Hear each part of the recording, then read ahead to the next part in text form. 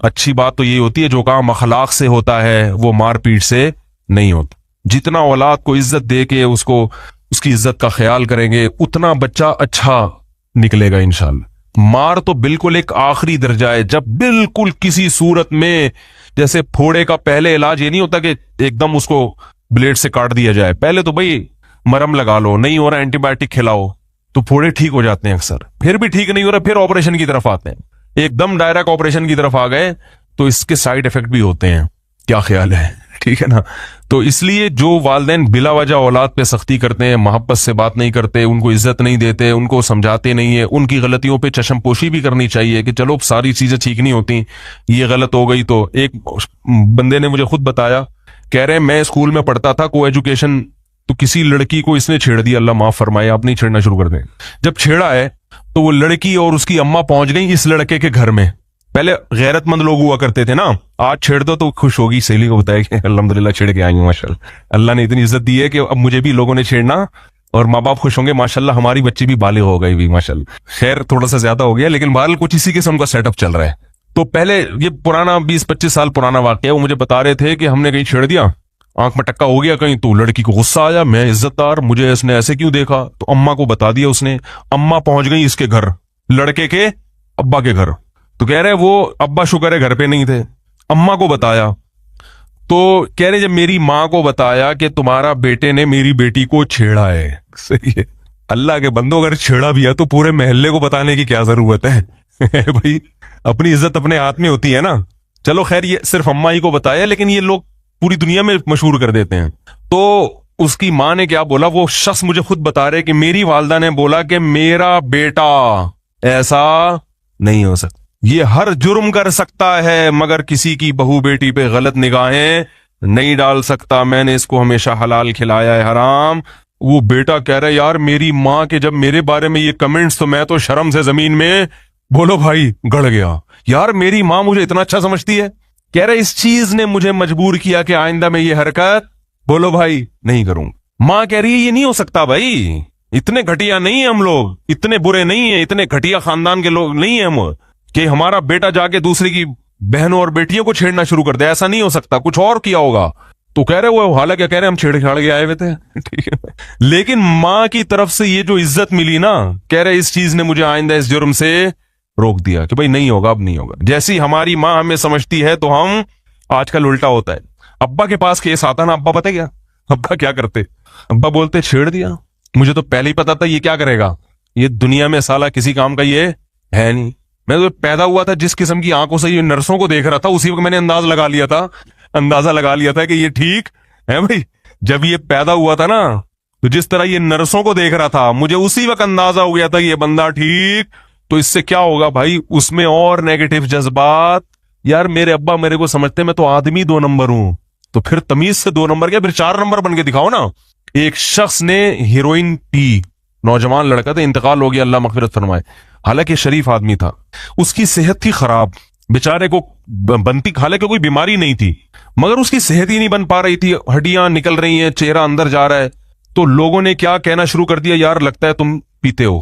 باقی شکل سے بیچارہ ایسے لگ رہا تھا, حالانکہ ایسا تھا نہیں وہ. تو مجھے خود اس نے بتایا کہ لوگ نے مجھے تانا دیا کہ تم ہیروئن پیتے ہو, حالانکہ کہہ رہے میں نہیں پیتا تھا. پتہ نہیں کوئی بعض بیماریاں ٹریس نہیں کر پاتے ڈاکٹر, صحت نہیں بن رہی تھی, بالکل ہڈیاں نکل رہی تھی. کہہ رہا بالآخر میں نے جا کے پینا شروع کر. میں نے کہا جب لوگ مجھے برا سمجھتے ہیں تو میں برا بن کے دکھاؤں گا. غلط کیا اس نے, انتقال ہو گیا, اللہ تعالیٰ مغفرت کرے اس کی. لیکن جن لوگوں نے اس کو اس قسم کے تانے دیے وہ بھی اس جرم میں برابر کے شریک ہیں یا نہیں ہیں. تو بھائی کسی گناہگار کو زیادہ اس طرح سے آپ کرو گے نا تو اس سے گناہ پہ کیا ہوتی ہے, مزید جرت پیدا ہوتی ہے. تو اباؤں کو بھی چاہیے کہ اولاد کی تربیت میں تھوڑا سا اس کی عزت کا خیال, ارے بول لو یار, رکھ لیا کرے. بیٹا تم بڑے اچھے آدمی, ایسا تم سے ہو گیا لیکن ہمیں پتا ہے تم ایسے ہو نہیں, کیونکہ مجھ سے بھی ایک دفعہ ہو گیا تھا ایسے ٹھیک ہے. یہ زیادہ راز نہ فاش کریں اس کے سامنے, میری تو تھوڑی سی عادت ہے دائیں بائیں نکلنے کی. ایسا نہ کہیں گے میں بھی کر چکا ہوں. بچے کے سامنے کبھی اپنی برائی نہ آنے دو. بچوں کو جب باپ کا پتہ چلتا ہے نا باپ سے ہی غلطی ہوئی ہے تو بہت منفی اثرات پڑتے ہیں اس کے اوپر. بچے کے سامنے تو باپ کی تعریف ہی ہوگی, تمہارے باپ جیسا کوئی دنیا میں ہے ہی نہیں. تو لیکن پھر بھی اگر ابا نے آنکھیں دکھا دیں اور کبھی 2-4 تھپڑ لگا دیے تو عزت دار آدمی تمیز سے مار کھاتا ہے, وہ چرچے نہیں کرتا کہ ارے ابا ہیں یار جب کھلا رہے ہیں, کیا اوقات ہے باپ اگر نکال کے گھر سے باہر بولے چل نکل بے یہاں سے, کیا اوقات ہے, کوئی پوچھے گا؟ باپ کو مکمل کیش کرا لیتے ہیں, پھر جب اپنے پاؤں پہ کھڑے ہوتے ہیں تو پھر ابا کو ابا ماننا. اسلام نے بھی خوشی کے موقع پہ کھانا کھلانا رکھا ہے. بچہ پیدا ہوتا ہے غم ہوتا ہے کہ خوشی ہوتی ہے؟ فیملی پلاننگ والوں کو تو بہت غم ہوتا ہے کہ 18واں پیدا ہو گیا, لیکن اسلام نے 18ویں بچے پہ بھی عقیقہ رکھا ہے کہ لڑکا ہے تو 2 بکرے, لڑکی ہے تو 1 بکرا. لڑکی پہ بھی خوشی ہے, 1 بکرا رکھا ہے, غم نہیں ہے, کیونکہ بہرحال اولاد ملی ہے, چاہے بیٹا ہو یا بیٹی. بیٹے پہ زیادہ خوشی ہوتی ہے تو 2 بکرے, 2 کاٹو, کھاؤ بھی اور پبلک کو کھلاؤ بھی, خوشی ہے نا. اس سے پتہ چلتا ہے اسلام اولاد کی کثرت پہ بھی بہت حریص ہے. 18واں بھی پیدا ہو رہا ہے تو غم نہیں منانا, بکرے کاٹ کے پبلک کی دعوت کرنی, اور فیملی پلاننگ والوں کو نیمبو چٹانا ہے. وہ کہیں گے یار یہ کیا ہو رہا ہے, خوشی منانی ہے, یہ پینلٹی نہیں ہے اللہ کی طرف سے, خوشی ہے. وہ تمہارا دستے بازو بنے گا, وہ تمہاری معیشت میں ترقی کا ذریعہ اور سبب بنے گا. فیملی پلاننگ والے بتاتے ہیں ایک اور آ گیا کھانے والا, غربت اور بڑھے گی. او بھائی وہ 2 ٹانگیں اور 2 ہاتھ لے کے پیدا ہوا ہے, وہ اتنا کھائے گا نہیں جتنا پبلک کو کھلائے گا. اس کو جوان ہونے دو, بچپن کا زمانہ جلدی گزرے گا, پھر جوانی ہے, کھائے گا بھی اور طبیعت سے کھلائے گا بھی, اور مرے گا تو ڈھیر ساری وراثت بھی چھوڑ کے جائے گا. اس لیے معیشت کا یہ اصول جو آپ کو کیلکولیشن بتائی جاتی ہے نا کہ جتنی آبادی بڑھے گی تو وسائل کم ہوں گے, یہ اصول جرمنی میں نہیں پڑھائے جاتے, یورپ میں یہ نہیں پڑھائے جاتے, یہ ہمیں پرانے بوسیدہ اصول پڑھائے جاتے ہیں. وہاں کے جو میں نے کتابوں کے حوالوں کے ساتھ پیش کیے تھے کہ اب جو اکنامکس کے جو جدید تحقیق ہے وہ یہ ہے کہ جتنا کمانے والے ہوں گے نا, آپ کی معیشت اسی اسپیڈ سے ترقی کرے گی, کیونکہ وسائل کی کمی نہیں ہے دنیا میں. بجلی کو روتے تھے, اب سورج کی شعاؤں سے کتنی بجلی پیدا کی جا رہی ہے. واپڈا والوں کو لوگ بجلی بیچ رہے ہیں, لوگ کہہ رہے ہیں یار تمہارے پہ بجلی نہیں, آؤ میرے چھت پہ بہت پلیٹیں لگی ہوئی ہیں لے جاؤ. تو اتنے وسائل بڑھ رہے ہیں کہ آپ کی سوچ ہوگی, اور پتہ نہیں زمین میں کیا کچھ ابھی دفن ہے جو زمین میں ابھی اگلا نہیں ہے.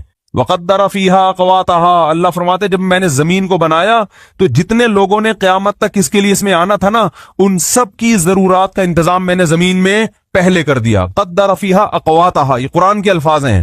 جو کہتے ہیں یہ کائنات اتفاق سے بنی ہے, وہ فیملی پلاننگ کو مانے نہ مانے ان کا ہیڈ ایک ہے. جو کہتے ہیں بنایا ہے, ہم تو کہتے ہیں بنایا ہے, بنی نہیں ہے. تو مجھے ایک بات بتاؤ, جب بنایا ہے تو جب آپ کے گھر مہمان آتے ہیں, 6 آدمی آئیں گے تو کھانا کتنے کا پکتا ہے, 10 کا, 8 کا.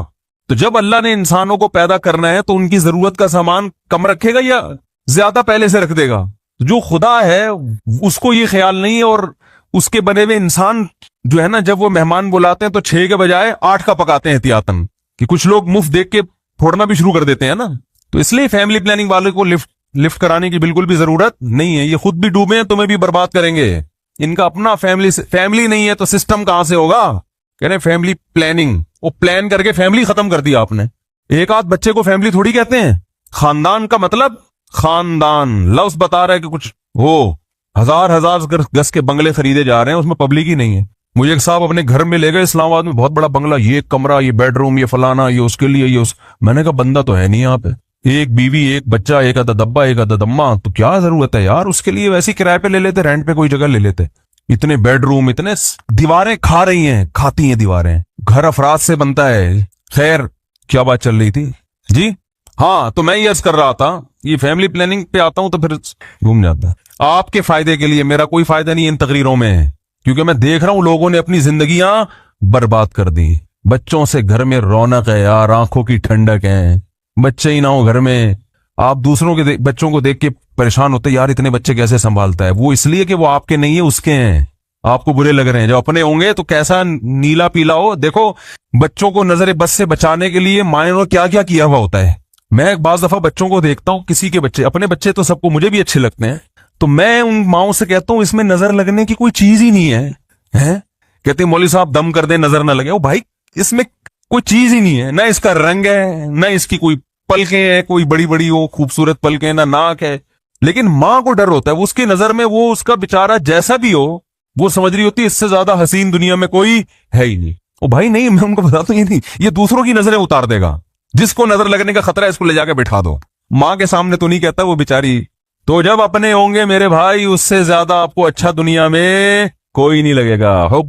زین للناس حب الشہوات من النساء والبنین, تو اللہ نے دوسرے نمبر پر انسان کی مرغوب ترین چیز ذکر کی، اولاد۔ پیغمبر یعقوب علیہ السلام اولاد کے بچھڑنے پر ساری زندگی روتے رہے ہیں، اور اسی اولاد جیسی نعمت کو آپ روک رہے ہو۔ بربادی ہے خدا کی قسم۔ کہتے ہیں برساتی مینڈکوں کی طرح بچے پیدا کرتے رہیں، بچے برساتی مینڈکوں کی طرح پیدا نہیں ہوتے۔ برساتی مینڈک ایک دم اتنے سارے ہو جاتے ہیں۔ بچہ جب 18واں ہوگا نا تو پہلا بہت بڑا ہو چکا ہوگا، باپ کے ساتھ کاموں میں ہاتھ بٹا رہا ہوگا۔ خواتین کہتی ہیں میں 10 بچے نہیں پال سکتی ہو۔ بھائی جب بچے اس میں 3-4 ہی ہوں گے، باقی جو 10واں ہیں وہ 7 بڑے ہو چکے ہوں گے، وہ آپ کے ساتھ مل کے پال رہے ہوں گے۔ تو یہ ڈائلاگ ہے جس سے الو بنایا جا رہا ہے۔ خیر، ٹائم کم ہے، مقابلہ سخت ہے۔ یہ ربیع الاول کے بارے میں کہہ رہا ہوں، ٹائم کم ہے، مقابلہ سخت ہے۔ آپ کچھ اور لے کے جا رہے ہو کہ آپ کے پاس ٹائم کم ہے اور مقابلہ سخت ہے، ٹھیک، یعنی بچے زیادہ پیدا کرنے، اس لحاظ سے اب مقابلہ سخت ہے۔ جیسے باپ اپنے بیٹے کو سمجھا رہا ہو کہ بیٹا بچہ پڑھتا نہیں ہے، بچہ اسکول میں بول لو نا کیا جا رہا ہے یار، پڑھتا نہیں ہے، بچہ پڑھتا نہیں ہے، تو بچے کو سمجھانے کے 2 طریقے ہیں۔ ایک طریقہ تو یہ کہ آپ بچے کو بٹھائیں، اس کہیں دیکھو اصول یہ ہے، ضابطہ یہ ہے کہ ملازمت کرنے کے لیے، اچھی جاب کے لیے ایجوکیشن کا ہونا ضروری ہے، اور اچھی ایجوکیشن کے لیے محنت کا ہونا ضروری ہے، اور محنت کے لیے دوستیوں کا ختم کرنا، گلی ڈنڈا کھیلنا، بنٹے کھیلنا، لٹو کا کھیلنا، ہر وقت لیپ ٹاپ پہ ویڈیو گیم کھیلنا، ان چیزوں سے اجتناب بہت ضروری ہے۔ لہذا نتیجہ یہ نکلا کہ محنت کرو اور ان تمام چیزوں سے اجتناب کرو۔ دلیل سے آپ نے بچے کے سامنے واضح کر لیا، لیکن بچے کو نظریہ تو درست ہو جائے گا کہ بھئی ایسا ہونا چاہیے، لیکن محض اس تقریر سے بچہ محنت پر آمادہ نہیں ہوگا۔ بات آ رہی ہے سمجھ میں؟ وہ مان لے گا، کیونکہ صرف نظریے کی اصلاح کافی نہیں ہے، بلکہ نفس کے خلاف مجاہدہ کرنا پڑتا ہے انسان کو۔ اگر صرف نظریے کی اصلاح کافی ہوتی تو دنیا میں تقریباً سارے لوگ ہی اچھے بن جاتے۔ ڈاکٹر بتاتے رہتے ہیں نا، سگریٹ کا یہ نقصان، گٹکے کا یہ نقصان، پان کا یہ نقصان، چائے کا یہ نقصان، تو چھوڑتے ہیں، خود ڈاکٹر پی رہا ہوگا۔ تو کسی کے نظریے کی اصلاح کرنا محض وہ ایک الگ طریقہ ہوتا ہے، اور اس صحیح راستے پر ابھارنا، یعنی اس میں ایسا جوش پیدا کر دینا کہ وہ اس کے لیے تیار ہو جائے، یہ بالکل ایک الگ انداز ہے اس کا۔ تو الحمد سے لے کے والناس تک قرآن مجید کا جو انداز بیان ہے وہ محض عقیدے اور نظریے کی اصلاح والا نہیں ہے کہ 2 اور 2 4 2 + 2 = 4، یہ والا نہیں ہے، بلکہ وہ ایسا ہے کہ آپ کا ضمیر آپ کو ملامت کرنا شروع کر دے اور آپ سیدھے راستے پر آنے کی فکر میں لگ جائیں۔ تو اب یہی باپ اگر یہ چاہے گا کہ میرا بچہ سیدھے راستے پر آ جائے، تو پھر باپ کے سمجھانے کا اسٹائل تھوڑا سا ڈیفرنٹ ہوگا، انگلش ٹھیک ہے نا؟ اور یہ میرا بھی اسٹائل تھوڑا سا ڈیفرنٹ اسی لیے تاکہ میں بھی آپ کو کیا کروں، سمجھا دوں۔ ورنہ یہی بات اگر میں سادہ انداز میں جو 1 2 4 کی طرح کہوں تو آپ بور ہو کے چلے جائیں گے۔ تو ہم بھی یہ چاہتے ہیں کہ بات آپ کے دل میں اتر جائے، اس لیے ہم نے بھی تھوڑا سا ڈیفرنٹ اسٹائل اختیار کیا ہے۔ تو ابا جو ہے نا وہ الگ انداز سے سمجھائے گا بیٹے کو، بولے گا دیکھو بیٹا، محنت نہیں کی تو بڑا نقصان ہوتا ہے، فلاں کے بچے کو دیکھو کیا حال ہوا اس کا۔ مثالیں زیادہ دے گا، تھیوری کم پیش کرے گا۔ فلاں کو جانتا ہے، اس نے کیا کیا، دیکھ وہ تیرا بڑا بھائی ہے، چھولے بیچ رہا ہے آج کل اس کو دیکھ جا کے۔ کیونکہ آپ کو پتا ہے کہ بچے کو اتنی بات تو معلوم ہے کہ محنت نہ کرنے کا نقصان ہوتا ہے، مگر یہ دل میں نہیں اتر رہی اس کے۔ تو آپ مثالیں زیادہ دو گے، تھیوری کم پیش کرو گے، نظریات کم پیش کرو گے اس کے سامنے۔ مجھے یاد ہے ایک ہمارے جاننے والے تھے، ایک نوجوان لڑکا تھا، وہ پڑھتا وڑھتا نہیں تھا۔ ایک دن ہمارے گھر میں آیا، میرے والد صاحب اس کو بٹھا رہے تھے، تو اس کو کہنے لگے کیا بھائی تیرا کنویں کھودنے کا ارادہ ہے مستقبل میں؟